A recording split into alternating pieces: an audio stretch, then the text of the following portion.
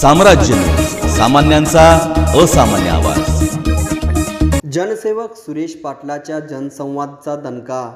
घोंगडे वस्तीत विकास कामांना होऊ लागली सुरुवात। महानगरपालिकेत प्रशासकीय राज्य असल्याने प्रभाग आणि वार्डातील अनेक कामे खोळंबली आहेत। नागरिकांना समस्यांना सामोरे जावे लागत आहे। ही अडचण लक्षात घेऊन भाजप ओबीसी मोर्चाचे प्रदेश उपाध्यक्ष, महानगरपालिकेचे माजी सभागृहनेता जनसेवक सुरेश पाटील यांनी प्रभागात जनसंवाद सुरू केला आहे। यात नागरिकांनी समस्याचा पाडा वाचला। या तक्रारी महानगरपालिकेला पोहोचताच प्रभाग क्रमांक 3 मधील घोंगडे वस्ती परिसरात विकास कामांना सुरुवात केली जात आहे।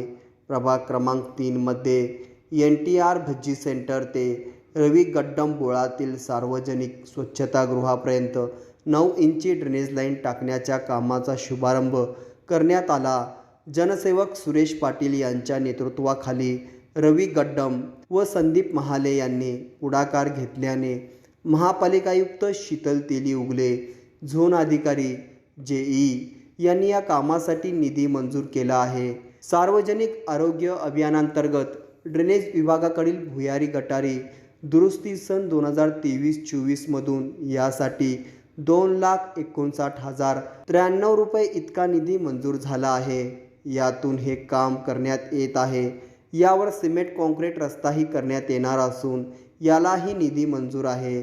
जनसंवाद कार्यक्रमात नागरिकांनी सुरेश पाटील यांच्याकडे सुचविलेल्या आणि समस्याबाबत केलेल्या तक्रारीचा निपटारा महानगरपालिका करत आहे। या भागात नळ, पाणी, रस्ते, ड्रेनेज लाईन, विजेसह शासकीय योजनांचा लाभ व अन्य सोयीसुविधा दिल्या जात आहेत। प्रशासक राजवट असल्याने नगरसेवकांना कोणतीच कामे करता येत नाहीत। शहर व हद्दवाढ भागातील समस्या अडचणी असल्यास नागरिकांनी स्वतः महानगरपालिकेच्या आयुक्त, झोन अधिकारी यांच्यासह संबंधित विभागाकडे तक्रार करावी।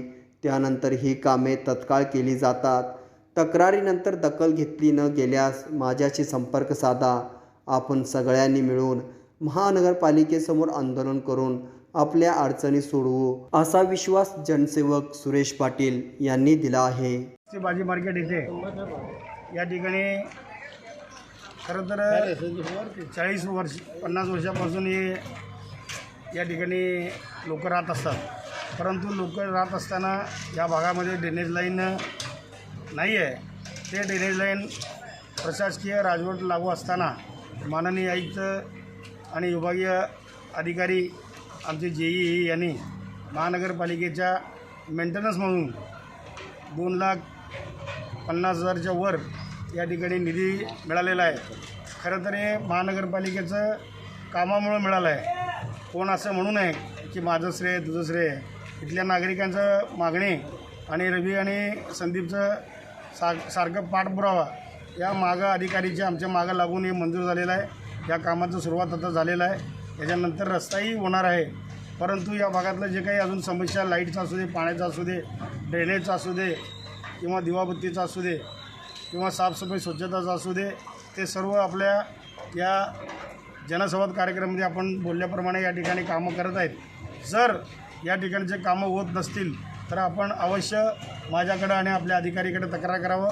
हे सर्व कामं आता प्रशासकीय राजवट लागूमध्ये या ठिकाणी एवढं सांगायचं आहे, या प्रभाग क्रमांक 3 मध्ये ज्या ठिकाणी पाण्याचं लाईन नाही, ज्या ठिकाणी ड्रेनेज लाईन नाही, ज्या ठिकाणी रस्ते खराब झालेले आहेत, ते सर्व कामं जर आम्ही नगरसेवक करत नसतील नगरसेवकाची अज्ञात होत नसतं आहे, परंतु महानगरपालिकेचे आयुक्त आणि आमचे विभागीय अधिकारी आमचे JE यांना वरिष्ठांनी सांगितलेले आहेत, ज्या भागात हे सर्व समस्या असतील ते सर्व सुचवा।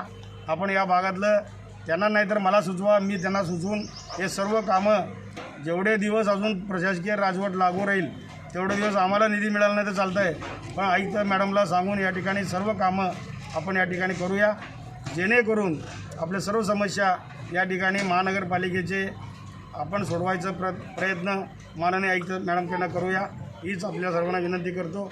आणि ज्या ठिकाणी लाईट आणि पाण्याचं समस्या आता राहून आमचं आलं की नाही मला माहीत नाही, त्यांना सांगून आपण सर्व काम